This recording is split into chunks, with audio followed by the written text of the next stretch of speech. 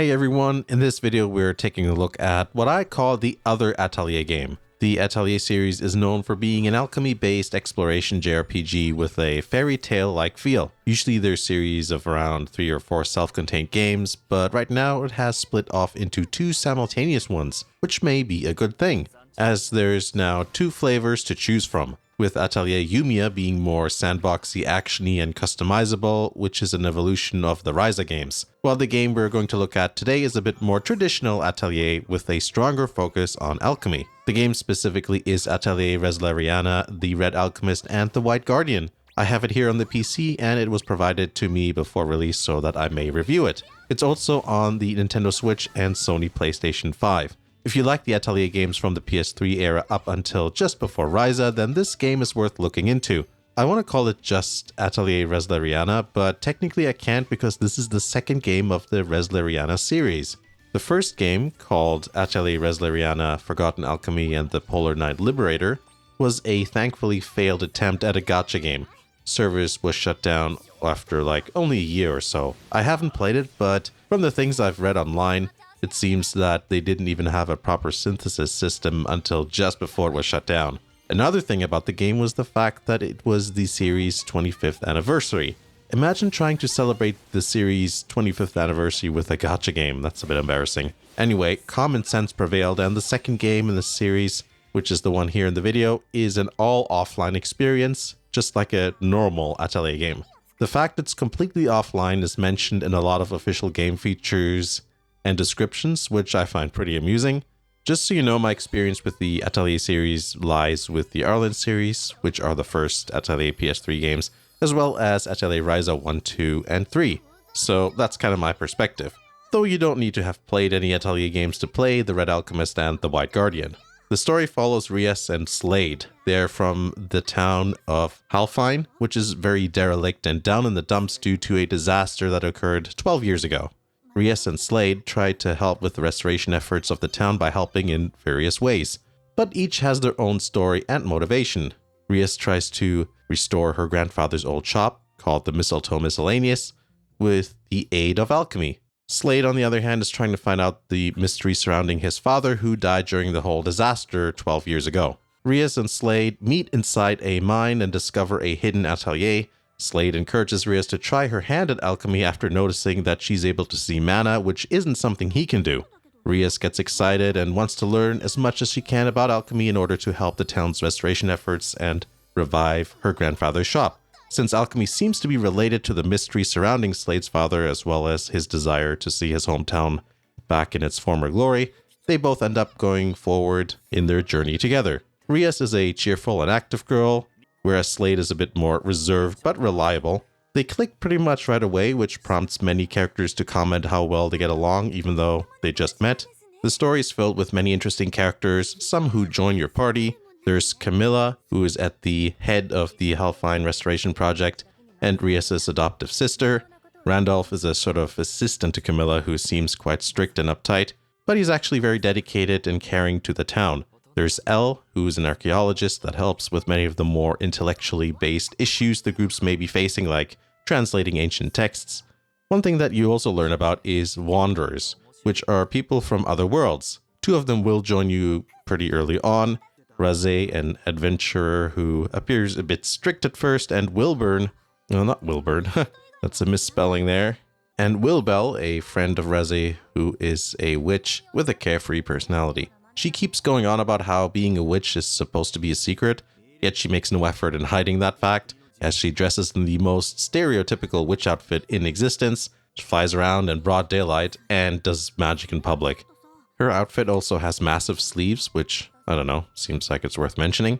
Various characters from other Atelier games also make an appearance. Actually, I can't think of any other game with this many cameos, to be honest. Additionally, there's also fairies, which you can find in dimensional paths. You meet 3 of them during the first part of the game. They look a bit like they escaped the cereal box. They all look the same with the exception of the color of their clothes. They help you with various things in the store and the atelier, so there is a point to their existence, I suppose. I always find the worlds of Atelier games to be quite interesting. It's a bit like a fairy tale in that there's a bit of whimsy. You see that in the game world. the architecture of the towns, character designs, the music, and many other things. Something I always like is the constant use and misuse of the German language, be it names of characters, towns, monsters, or ingredients. There's always something wonky going on. For example, with Slade, he moves away from Halfine after the disaster. The place he moves to? Ruine. Ruine literally means ruin. Very ironic, given that the hometown he moved away from was pretty much in ruins. Also, his magical amulet bracelet thing is called the Geist Core. Geist meaning literally ghost, but it can also mean spirit depending on the context. You can choose between Rias and Slade in the beginning. Obviously, the question is, what is the difference? They're both protagonists in the game, so the answer is there isn't that much of a difference. The beginning of the game starts slightly differently. With Rias, she overhears Camilla and Randolph talking about a mine, so she goes to investigate, while when you choose Slade, it'll start off with a flashback/dream about his dad. Then he wakes up and talks to Elle. He then goes to the mine Rias goes to because that's where Elle recommended he go. And then they meet. And that's the point where the stories merge. Because they're together all the time, there isn't really that much of the story that's portrayed differently. But the game does tell you that there's a few story event differences. The overall story should be the same though, whichever you choose. I chose Rias because to me it makes sense to play the Alchemist in an Atelier game, though you can switch between protagonists when running around. Atelier Resleriana, the Red Alchemist, and the White Guardian is a traditional JRPG in many ways. You have a town that serves as a home base, dungeons have enemies running around in them, and you start battle when you come into contact with them. That's where the game becomes turn-based. You can see the turn order on the right. You can do the usual normal stuff like attacks, specials, and you can use items.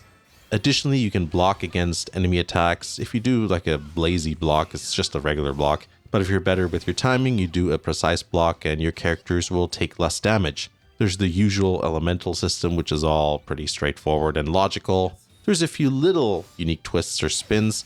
For example, you can see that there's effects that can happen, like let's say an enemy is gonna heal itself. If you kill it before its turn, you can inherit that healing effect.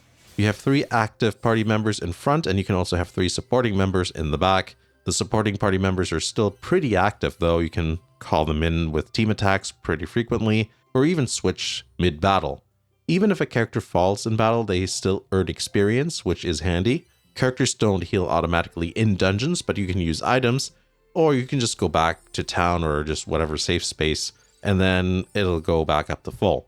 When running around in dungeons, you can also collect ingredients, which is something you want to do pretty much all the time. As you play, you'll make more harvesting equipment. That's not the correct term, but it's like axes, scythes, and that sort of stuff. And that allows you to access more types of ingredients. Unlike other Atelier games I've played, you don't need to switch manually between the tools. The game does that automatically, which is pretty convenient. You can also use Rias's whip thingy to get up to higher places or cross gaps. Like I said before, you can switch between Rias and Slade when running around. In terms of alchemy, I'll admit as usual that crafting systems are not my strong point. I try to avoid them in many games. How I became a fan of Atelier games is anybody's guess.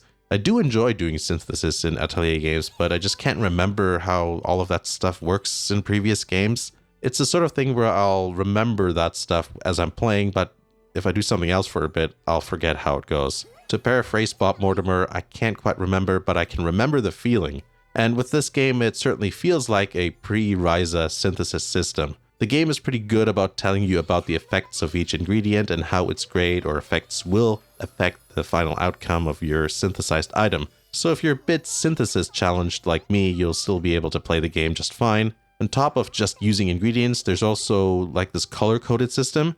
The left and right sides have different colors, and if you match them up, you'll get more favorable results.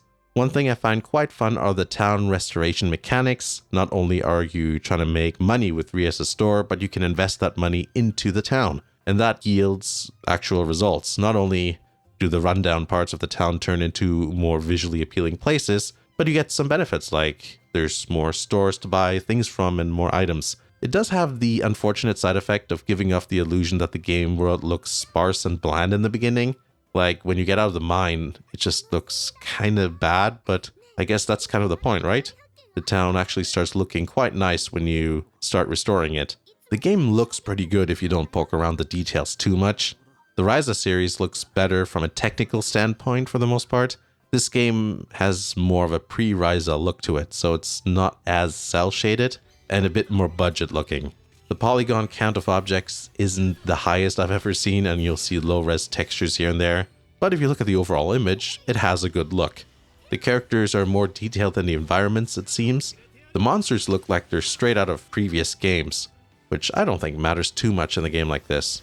I think they did a very good job with character expressions though, specifically the eyes. I don't know what it is exactly, but it seems like they went, or rather they spent a bit of time making all of that look particularly good. The textures can be a bit low res. Even with everything turned up in the settings, you can see like some of the more intricate bits on the outfits. Like it just looks a bit soft and it's like, oh, that could look a bit better. It's interesting that some of the outfits do have physics, so like, you know, straps will move around and things like that. But then a lot of the cloth doesn't have that, so you'll see clipping, especially with characters who have like massive or baggy sleeves. The animations are kind of a mixed thing. Some of it looks natural, while others look like an unintentional nod to the PS3 era. Some of the running and jumping can get a bit weird. The most obvious animation flaw is when you continuously click the sprint button. Just keep clicking and you'll believe you can fly. Some of the environments can be a bit bare or janky looking. Like I said, it's a game that looks good if you take a step back. The effects look pretty good though. Nice mystic, sparkly looking magic. Elements are brightly color-coded. The menus are very nice looking. In fact, I think that's usually the strongest point with Atelier games in terms of the visuals. It all has like a nice illustrative look. Before the game's release, I had a complaint when going through the tabs in the menu though. It took a while to load everything and it was pretty frustrating trying to do some simple things. For example, looking at side quests to see how many monsters I killed. But that seems to be fixed now and it's all really smooth and responsive. Where the effects do fall short, by the way, is evident where you can see like the effects are overlaid. For example, these glowing monsters or this pattern you see on some of the dungeons, it just looks like a transparent texture that's scrolling along and that's kind of funny looking. The game runs very smoothly and consistently on my PC. It doesn't ever seem to deviate from 60 FPS. Just so you know, my computer has a Ryzen 5 3600X, only 16 gigabytes of RAM, and an NVIDIA RTX 470 Ti Super. It's kind of amusing that the graphics card has the same amount of RAM as my computer.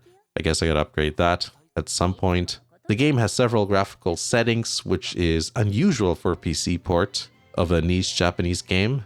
All settings are at their maximum. In terms of sound, there isn't anything too dramatic going on that I can tell. Sound effects are appropriate. The voice acting is in all Japanese. The music is the highlight, I think, as it is with any Atelier game. You can tell it's an Atelier game. It has this whimsical, gentle, and upbeat flourish. Obviously, there's situational music too, so when things are dark and scary, the music is dark and scary. And then, you know, if characters have silly conversations, there's silly music. Now on to a few things I found interesting or perhaps strange. The story I don't have a problem with. I like that certain things aren't always explained to you right away. It's not like you learn everyone's life stories right after you meet them either. And who would want that? It's good when things are left to the imagination here and there. Plus, the reveal of important story details over time is also a symbol of characters' trust and friendships growing. Atelier games often have this underdog feel, which I think is present here as well. In this case, you know, you're in a small town and the government doesn't particularly see the town as a priority when it comes to funding, that sort of stuff. I do find it odd how you just stumble upon protagonists of other Atelier games so easily and frequently. So in approximately 5 or 6 hours of playing the game, you meet Ayesha, Ryza, and Resna, plus Totori is very prominently in the game's trailer and opening sequence, and that's just to name a few. If you look at the website there under the characters, you can see there's like a whole bunch of other characters too that will pop up. And I do think I know why that is. Since the first Resleriana game was a gacha thing, they tried to bring in a bunch of cameos, and that probably carried over into Resleriana RW, which is suddenly what I'm going to call this game now, 5 pages into the script. Not that I'm going to rewrite anything, obviously. I guess in the universe of Resleriana, alchemists from all kinds of different worlds just happen to visit this one all at the same time. Also, it's funny how you just know which characters are alchemists even if you're not familiar with all the games. They just have a certain look to them where you just go, oh, that's an Atelier game protagonist. Just to return to the gameplay for a moment, yeah, there's keyboard controls. I don't think the key mapping is all that logical. Like there's E to confirm, but going back is the right mouse button. And the settings, if you want to save, it's T for some reason. What's wrong with just escape to go back and enter, or maybe even space to confirm? Why is it all funky like that? It's not like it's difficult to learn and it shows you all the buttons right on the screen, but it's not always 100% logical like how it should be. Like anybody who's used to PC gaming will know that it just feels a bit weird. I just went to an Xbox Series X controller very early on, and I think that's the better experience playing this game. Normally I prefer keyboard and mouse, but yeah, when it comes to niche Japanese games, there's almost always something weird going on with the keyboard controls. But yeah, that's Atelier Resleriana, the Red Alchemist, and the White Guardian. Overall, a nice traditional entry into the Atelier series. Also a good game to try if you're not into the path that the Ryza games took. I hope that was a helpful look at the game. If you have some experience with the Switch and PS5 versions of the game, please comment below. I'd like to hear what your experience is with that, and if you notice any differences or anything that stands out in particular. That's it for now. Thanks for watching, and I'll see you again in the next video.